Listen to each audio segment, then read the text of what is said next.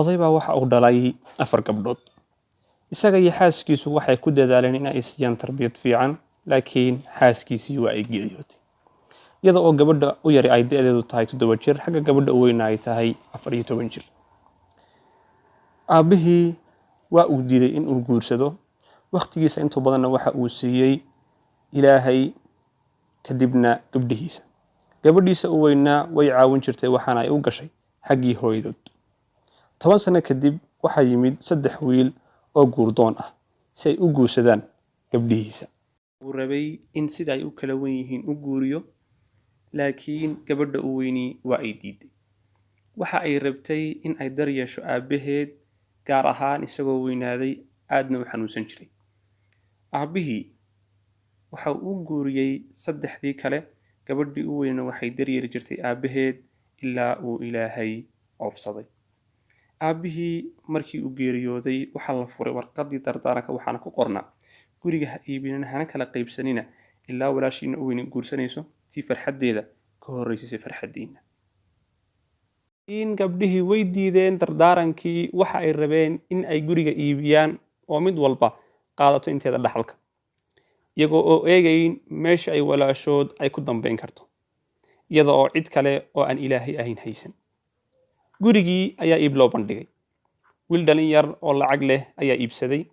markii ay dareentay gabadhii weyneyd in meel looga baxo dhibtan aynan jirin waxa ay la hadashay wiilkii rabay in uu iibsado guriga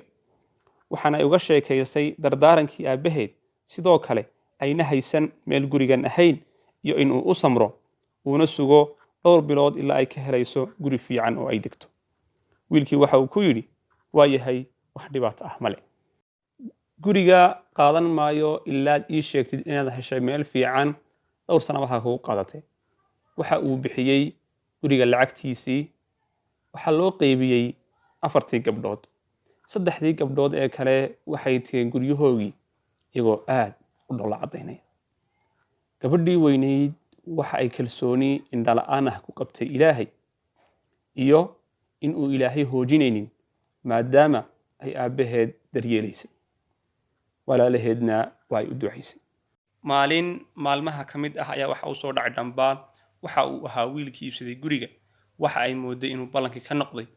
gurigana uu ka saari doono waxaana uu ku yidhi isagoo faraxsan guriga ayaan meher kaaga dhigay haddii aad rabtid inaan say kuu noqdo kuma aanan riyoon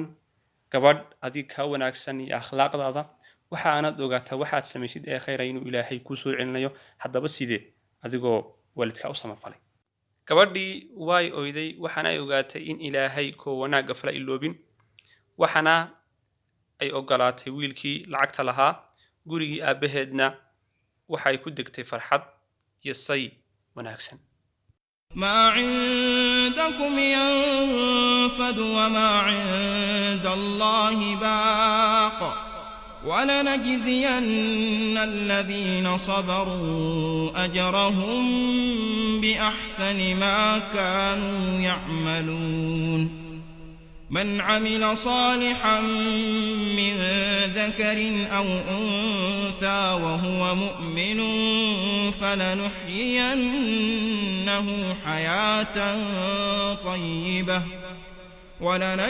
ولنجزينهم أجرهم بأحسن ما كانوا يعملون